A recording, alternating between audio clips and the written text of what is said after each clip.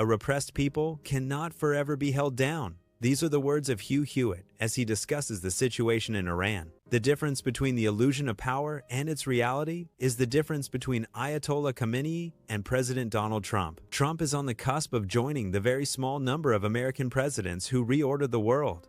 Khamenei is on the cusp of history's abyss, reserved for murderous fanatics. If Trump tips Khamenei over that edge, the president's place in history will be secure. He will have returned freedom to the great Persian people. The belief in the unlimited power of a totalitarian government to maintain itself and protect its rulers is a dangerous conceit, as Syria's Bashar al-Assad and Venezuela's Nicolas Maduro have both discovered. It may be that Ayatollah Khamenei is in the process of discovering the same hard reality.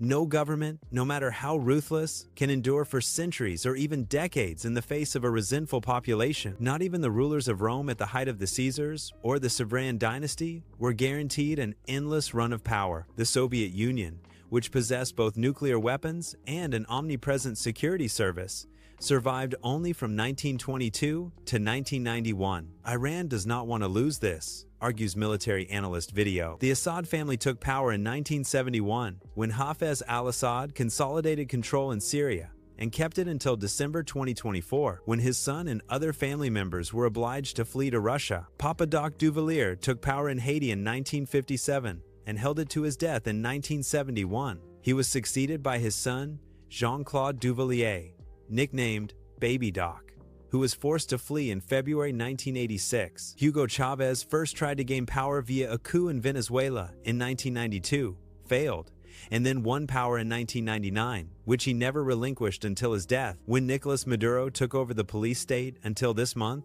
when the American military assisted American law enforcement on the orders of President Trump to remove Maduro to a New York jail cell. The American government endures because it rests upon the consent of the governed. Any political entity that doesn't enjoys, at best, an uneasy control punctuated by attempted uprisings of a people desiring freedom and prosperity. We are watching in real time the third effort of the people of Iran to throw off the shackles of the Islamic Republic of Iran imposed on them by the fanatic Ayatollah Ruhollah Khomeini in 1979, which has oppressed the Iranian people for years. Khomeini ousted the Shah of Iran in 1979, and now the Shah's son may return as a constitutional monarch to replace Khomeini's hand-picked successor, Ayatollah Ali Khamenei. This Ayatollah is as ruthless as the first, and hundreds are being mowed down by his thugs in a desperate attempt to hang on to control of their kleptocracy. But the people of Iran have seen their life savings wiped out, their drinking water polluted, and their electricity subject to repeated outages. The country is on the ropes, and,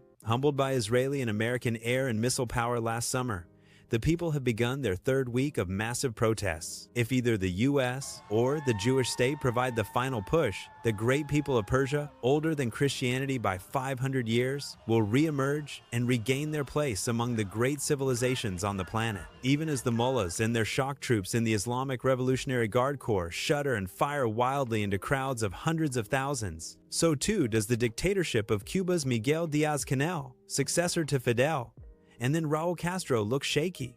As with Venezuela and Syria and the Soviets before them, the Cuban regime depends upon the illusion of permanence. But their people cannot eat illusions or drink fantasies. 3 times before, the tyrants of Iran faced serious challenges to their power.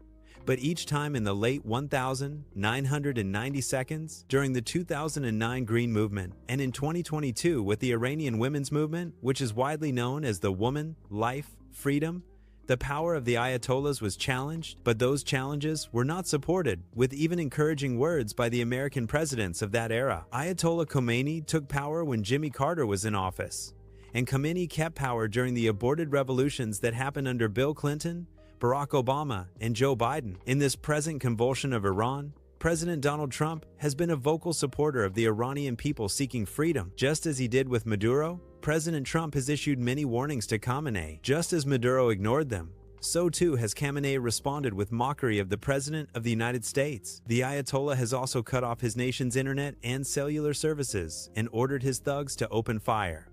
Will it work again? Nobody knows. All we know is that a repressed people cannot forever be held down, and that the presidents who help free them earn history's applause and respect.